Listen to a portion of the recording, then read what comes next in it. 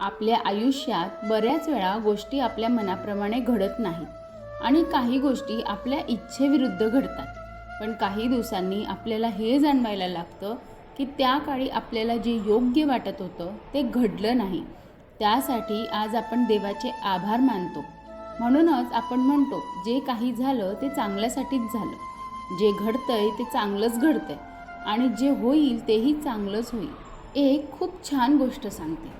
एका राजाकडे फळांची मोठी बाग होती. त्या बागेत विविध प्रकारची फळे होती आणि त्या बागेची संपूर्ण काळजी एक शेतकरी घ्यायचा. तो शेतकरी रोज बागेतील ताजी फळे घेऊन राजाला द्यायला जायचा. एके दिवशी शेतकऱ्याने झाडांवर नारळ, पेरू, सफरचंद आणि द्राक्षे पिकलेली आणि तयार झालेली पाहिली. शेतकरी विचार करू लागला की आज राजाला कोणतं फळ द्यावं. मग त्याच्या मनात आलं की आपण राजाला फक्त द्राक्ष द्यावे आणि त्याने ते टोपलीत भरले आणि राजाला द्यायला निघाला.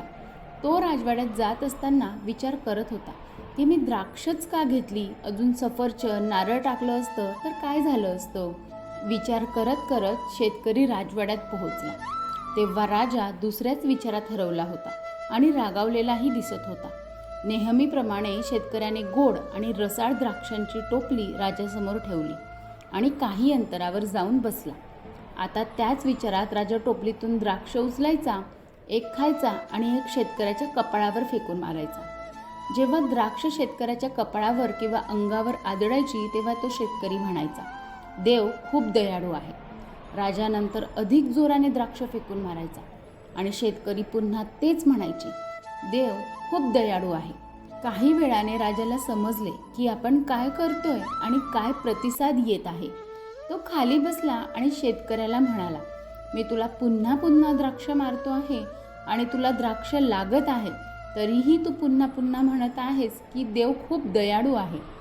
शेतकरी नम्रपणे म्हणाला, महाराज, आज बागेत नारळ, सफरचंद, पेरू सर्व तयार होते, पण मला वाटले आज तुमच्यासाठी द्राक्ष आणू. मी आज पेरू, सफरचंद, नारळ पण आणू शकलो असतो, पण मी द्राक्ष आणली.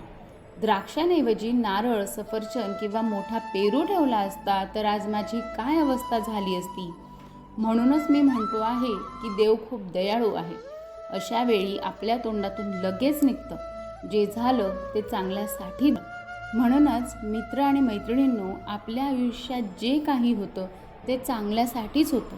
भलेही ते तुम्हाला आज चांगलं वाटणार नाही, पण उद्या, परवा, 3 महिन्यांनी, वर्षभरानी, 5 वर्षांनी आपल्याला जाणवतं त्या टायमाला जे झालं ते चांगल्यासाठीच झालं.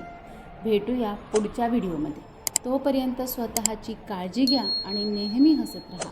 व्हिडिओला लाईक, चॅनलला सबस्क्राईब करून तुमच्या प्रतिक्रिया कमेंट बॉक्समध्ये नक्की कळवा. धन्यवाद.